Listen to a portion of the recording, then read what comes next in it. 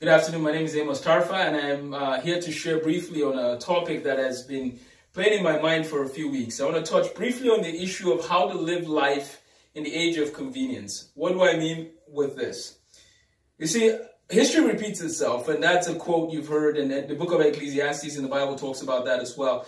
But one of the things I think we might not be taking seriously is the fact that life at this point has never been as convenient as it is. Just this morning, I was listening to the news and I found out that Walmart is working on getting better with grocery delivery and trying to compete with Amazon and so on and so forth. And I'm sure you're aware of some of these details. But here's the deal, my friends. I mean, really think about this. You wake up in the morning, you have a lot of things lined up that just are easier to do now than they ever were.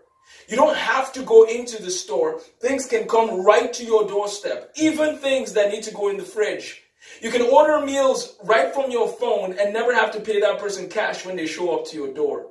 Then you get into an Uber. You don't even have to drive, and the car takes you where you need to go. You go to work, and yes, depending on what kind of job you do, you might do this, that, and the other. You come back, you can do this, you can watch what you want to watch, when you want to watch it. My friends, life is pretty convenient these days. Here's the problem. When we don't use muscles that need to be used regularly, those muscles get weak. When those muscles get weak, when the time comes for those muscles to be used, there will be a problem. So what are we going to have? We're going to have people who cannot be patient because everything they order can come to them quite quickly. The apps on their phones work quite quickly, and they might expect that of people. They might expect that their spouses need to be perfect and do things perfectly at all times. My friends, we have to be very careful and watch that the things we invent don't start reinventing us.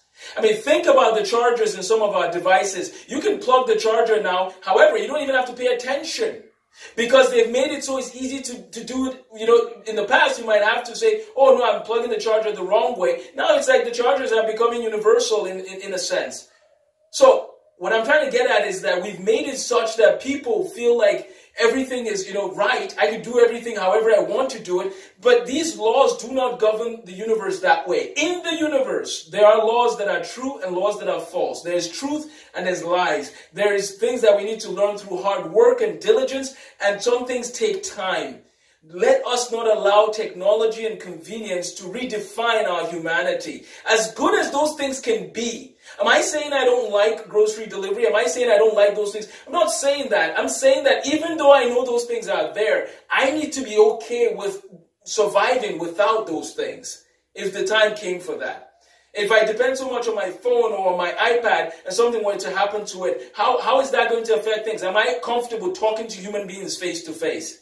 I've had people that I've called on the phone who will not pick up the phone because all they want is to text for convenience.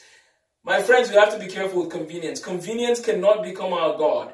We should enjoy some of the benefits it gives, but we should make sure that those benefits do not remove our essence for living. I will end with this quick example. If I am excited with the washing machine and the dryer, these beautiful inventions, and it's helping me save time, the question then becomes, what am I doing with the time that I have saved by having these devices that have helped me? Am I taking that time and then reading more books? Meeting with more people to encourage them and care for them and love them? Or am I taking that time to simply just play video games on end, to simply just do whatever, pointless things, and waste the time? If those time-saving gadgets exist, maybe they exist so that we can have time freed up to make an impact with the lives that we've been given. Convenience is not always bad. But I'm sorry, unfortunately, some people might never build the muscles. Some children might never learn what it means to sit down and rewind a cassette all the way to the beginning to watch something. Because all they do is put the DVD and it's ready to play. And I'm sorry, I should have said Blu-ray. But you get what I'm saying. The convenience and everything is here and now. And we know this. A lot of people have talked about this. The question is, what will we do about this reality? My friends, let us build our muscles. Let us go on walks sometimes. Let us shut off our phones sometimes. Let us put away the distractions sometimes. And when the washer and the dryer are working and helping, well, the washer especially, helping take off time that we would need to wash or wash the dishes, let us get a book and let us read and let us learn. Let us encourage others.